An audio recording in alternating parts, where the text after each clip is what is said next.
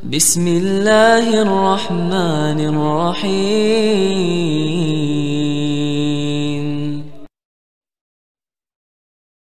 Assalamualaikum warahmatullahi wabarakatuh. Guys, menyikapi permasalahan yang katanya muslim yang di Indonesia ini banyak merujuk kepada kitab-kitab Syekh Hasyim Asy'ari, namun faktanya berbalik sahabat ya. Karena dari segi akidah dan manhaj tentu berbeda dengan diyakini apa yang diungkapkan oleh sebagian saudara kita kaum muslimin atau para ustadz-ustadz yang merujuk kepada kitab Kiai Hasyim Asy'ari tersebut. Nah, di sini sahabat ya, saya akan menampilkan ceramah dari seorang kiai yang kiai ini dulunya itu mantan dari Nahdlatul Ulama.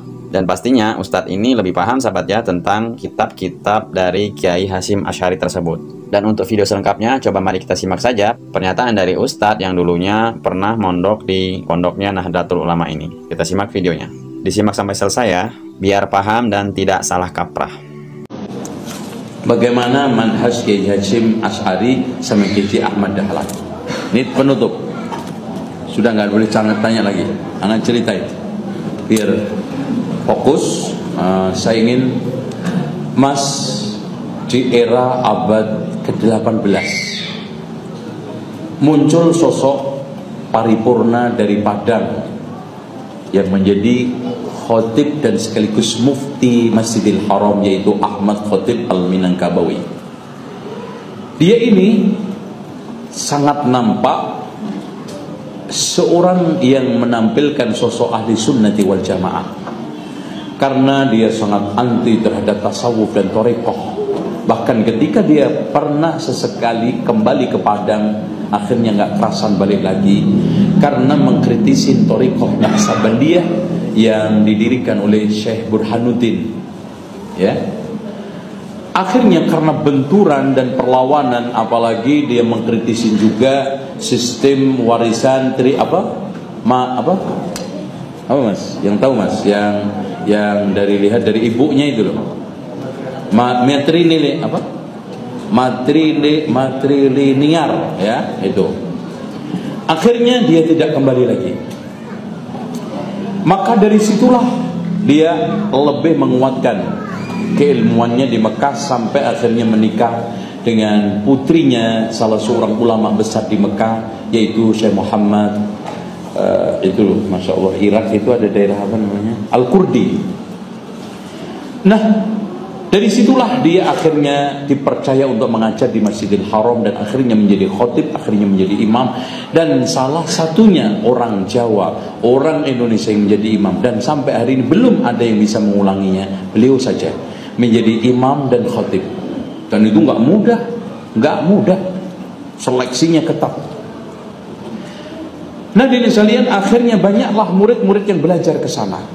Di antaranya yang belajar adalah Kiai Haji Hasyim Asy'ari sama Ahmad Dahlan. Namun dalam masalah pembelajarannya, keduanya ini memilih metode pendekatan. Kiai Hasyim Asy'ari lebih memilih kepada mewarnai dan kembali kepada jamaahnya, sehingga nampak dakwahnya itu mengikuti kultur. Kiai Haji Ahmad Dahlan mendirikan baru, mengawali, bahkan gerakan pertamanya sangat-sangat keras dan tegas, sehingga sempat kembali lagi ke Mekah karena mendapatkan perlawanan orang-orang Jogja. Nah, setelah pulang yang kedua, dia mencoba untuk merubah dakwah, ya, dakwah yang didominasikan pada pendekatan persuasi. Akhirnya mengena, berdirilah tahun 1912 organisasi yang dia dirikan, yaitu Muhammadiyah. Lalu setelah kenal bapaknya Hamka, yaitu Haji Rasul, namanya siapa? Abdul Karim. Karena Hamka itu namanya Abdul Malik bin Abdul Karim, Amarwah itu mbahnya, yang namanya Tuan Kisai. Ya, Tuan Kisai itu istrinya 9. Ya. Nah, hadirin sekalian, dia termasuk orang muridnya Ahmad Khatib Al-Minangkabawi yang betul-betul bisa merepresentasi, bahkan jelmaan Ahmad Khatib Al-Minangkabawi aslinya adalah haji Rasul itu yang tidak lain adalah Abdul Malik. Makanya disebut Hamka itu Haji Abdul Malik bin Abdul Karim Amarullah. Itu Hamka. Abdul Malik Hamkanya, Abdul Karim Haji Rasulnya. Nah, setelah dia ketemu dengan Kiai Haji Ahmad Dahlan, kongsi dakwah sunnah makin kuat. Apalagi ketika itu tawalib yang didirikan bersama teman-temannya termasuk Haji Datuk Batuah, tawalib menyeberang kepada komunis. Bahkan Datuk Batuah mengiklankan diri terang-terangan komunis yang nyunnah. Anehnya, dia itu ngajari komunis pakai dalil. Karena Datuk Batuah ini hafal Quran. Di Jawa juga ada Haji Misbah, itu selalu mencoba untuk mengislamisasikan komunis. Nah ini baru aneh. Pokoknya seluruh dunia nggak ada komunis yang aneh kecuali di Indonesia. Ya, komunisnya Haji Misbah yang di Jawa, kemudian Datuk Batuah. Akhirnya pecah. Maka setelah kenal Kiai Haji Ahmad Dahlan, dia berkongsi untuk membesarkan Muhammadiyah walaupun tidak pernah masuk menjadi pengurus Muhammadiyah. Tolong diperhatikan. Setelah masuk Sumatera pertama kali dimasukkan oleh Kiai Haji Ahmad Dahlan, Muhammadiyah itu cuma 4 cabang. Setelah ditangani oleh Kiai Haji Rasul, 400 lebih cabang berdiri di seluruh Sumatera dan termasuk di Banjarmasin, di Kalimantan. Dan dia terus berdakwah dan membesarkan surau. Bahkan dia kalau ngajinya itu aneh. Dia mau ngaji di masjid kalau masjidnya lebih jelek daripada rumah-rumahnya. Itu Haji Rasul. Nggak mau. Pokoknya kamu kalau saya ngaji ke sini masjidnya masih lebih jelek daripada rumah kalian, saya nggak mau ngisi. Betul. Oh, makanya orang Sumatera itu sangat fanatis terhadap masjid. Karena terwarna itu.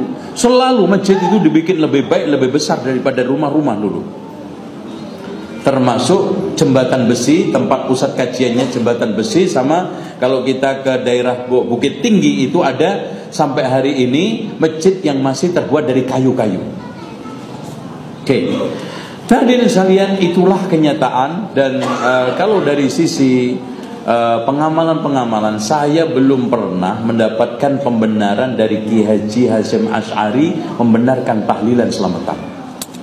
Bahkan kalau antum membaca kitab beliau tentang masalah-masalah keagamaan, beliau masih memberikan apresiasi kitab-kitab dan juga pernyataan-pernyataan yang sesuai dengan dalil Al-Quran dan Sunnah. Bahkan definisi beliau tentang masalah bid'ah cukup baik.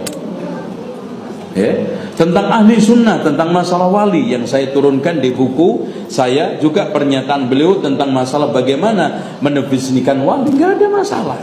Cuman di sini terjadi beberapa pembelokan, apalagi ada ceramah yang cukup bagus yang disampaikan oleh Kiai Haji Hasyim Asy'ari ketika muktamar di Banjarmasin.